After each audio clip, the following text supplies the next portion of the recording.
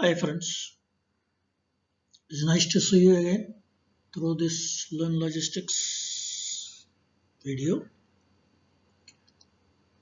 As I already mentioned, you can see all the videos in website www.harilogisticsacademy.com.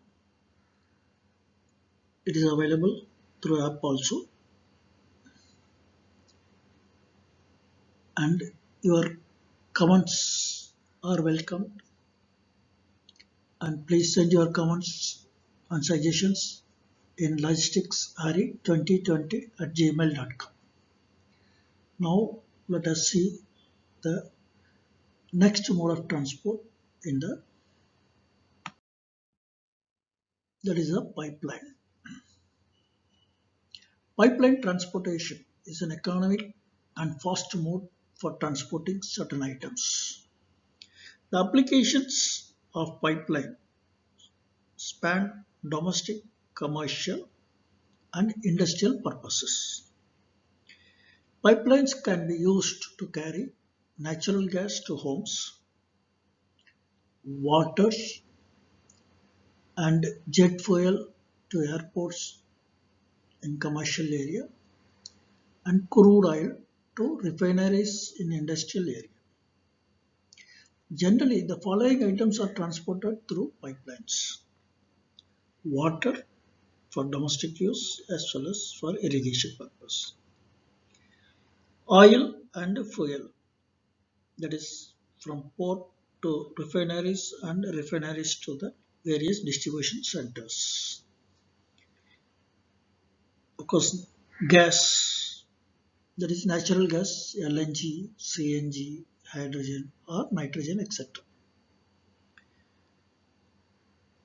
Then coal. Then apart from this, certain fluid items, that is certain chemicals can be used, and based on the requirements they decide.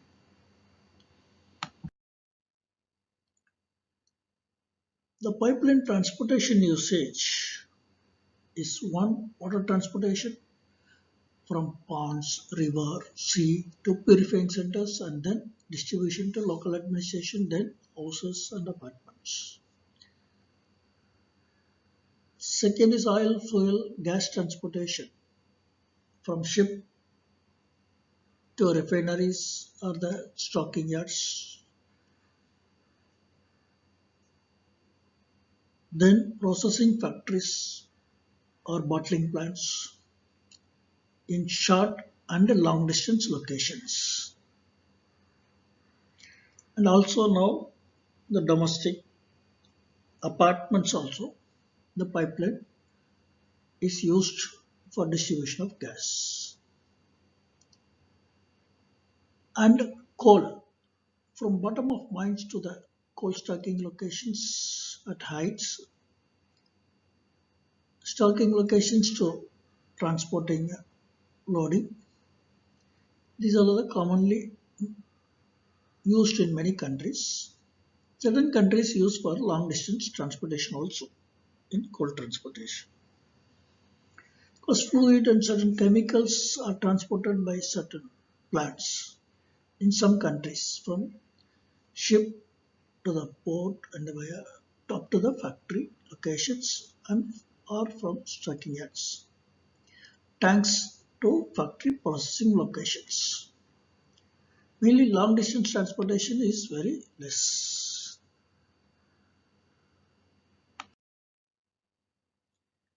Pipeline benefits, when we see, one is the large capacity transportation is possible at a very shorter time, and safer and continuous transportation. It's going to be a continuous transportation. There is no need for any gap.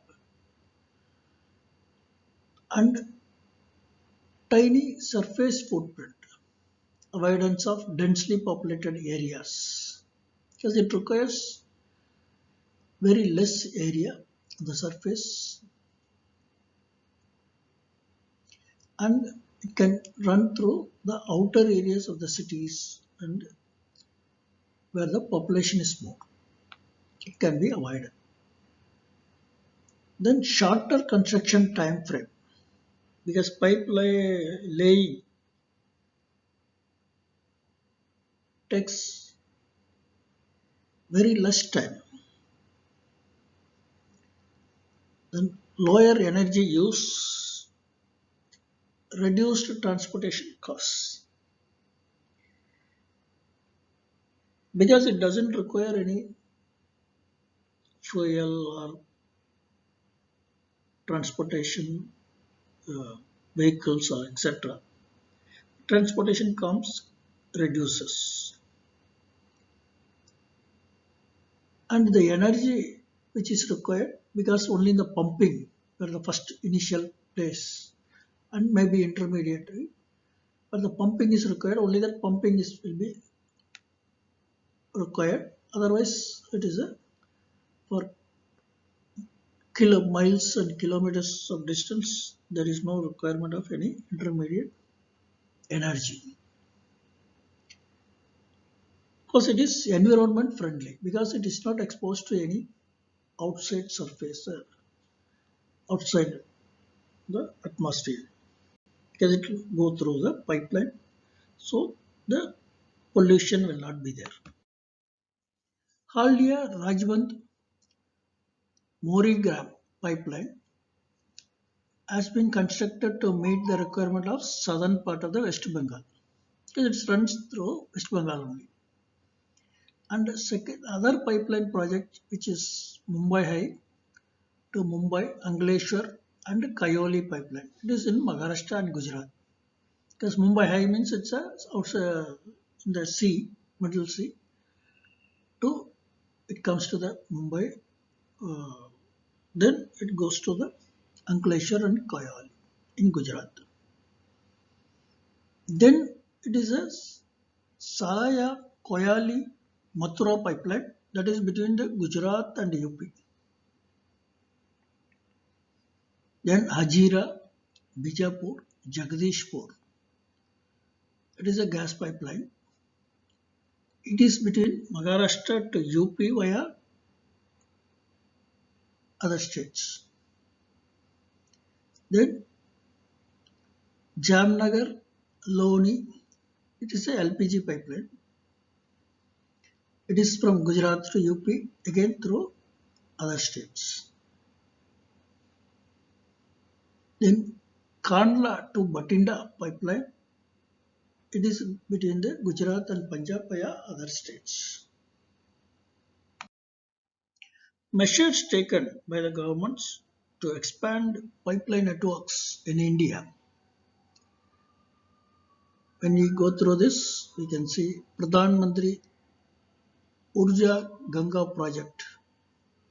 It is a gas pipeline project, aims to provide piped cooking gas to residents of Varanasi and later to millions of people in states like Bihar, Jharkhand, West Bengal and Odisha. According to GAIL, with the Urja Ganga project, 20 lakh households will be get PNG connections. Apart from this, there are different pipeline projects across the country also. It is Baroni to Guwahati pipeline. It will pass through Bihar, West Bengal, Sikkim and Assam. Then if you see the northeast region, gas grid, it will pass through Assam, Sikkim, Mizoram, Manipur, Arunachal Pradesh, Tripura, Nagaland and Meghalaya in a phased manner. Kochi, Kuttanad, Bangalore, Mangalore pipeline. It is a phase 2. It will pass through Kerala, Tamil Nadu to Karnataka. And Ennur, Tiruvallur, Bangalore, Puducherry, Nagapattinam, Madurai, Tuticorin pipeline. It will pass through the states of Tamil Nadu, Andhra Pradesh and Karnataka. India has 16,000 kilometers of gas trunk pipelines in operation and 13,000 kilometers more approved and in various stages of construction. The city gas distribution network, they call it as CGD, refers to the transportation and distribution of natural gas to consumers in domestic, commercial, and industrial and transport sectors through a network of pipeline. Recently, the Indian Prime Minister laid foundation stones of city gas distribution projects (CGD) in 65 geographical areas in 129 districts. And the map shows certain pipelines which we had with other countries where we are planning to bring the gas and oils. If you see economic prospects of pipelines in India, extensive coverage and inclusion, it will be boost to the steel industry.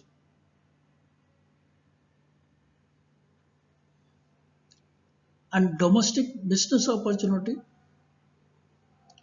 reduced import costs, foreign investment and domestic economy strengthening, transportation of solid materials, and future prospects like iron ore slurry, coal slurry, phosphate slurry, etc.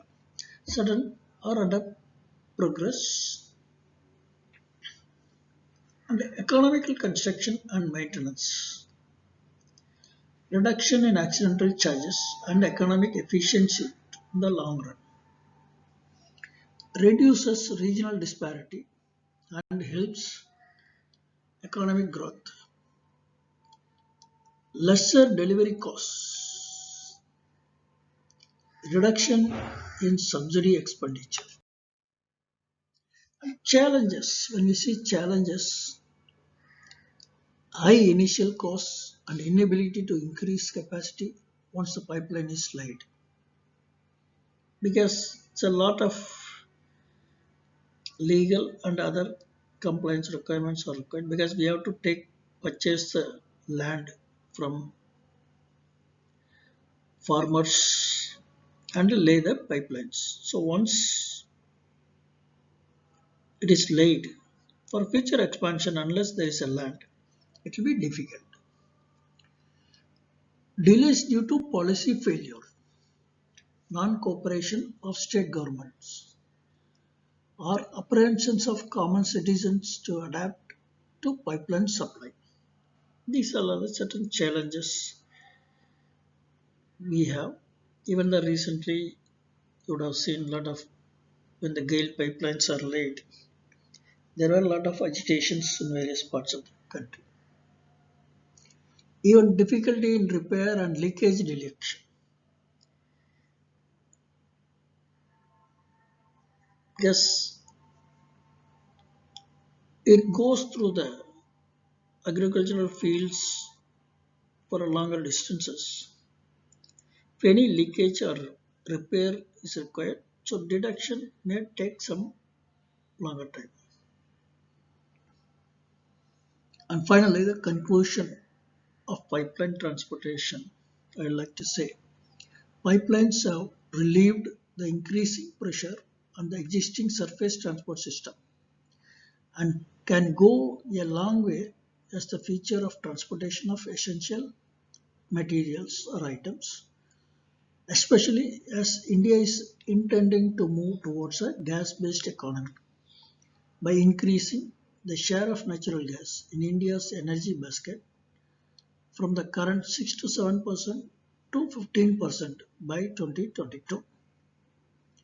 A robust and efficient policy for the same will not only ensure this but also help in the overall economic growth of the country. Thank you, friends. Again, I would like to remind your comments are welcome. Hope you will benefit from this. We look forward for more interactions in future, and kindly send your suggestions and comments to logisticsari hari2020@gmail.com, and you can go through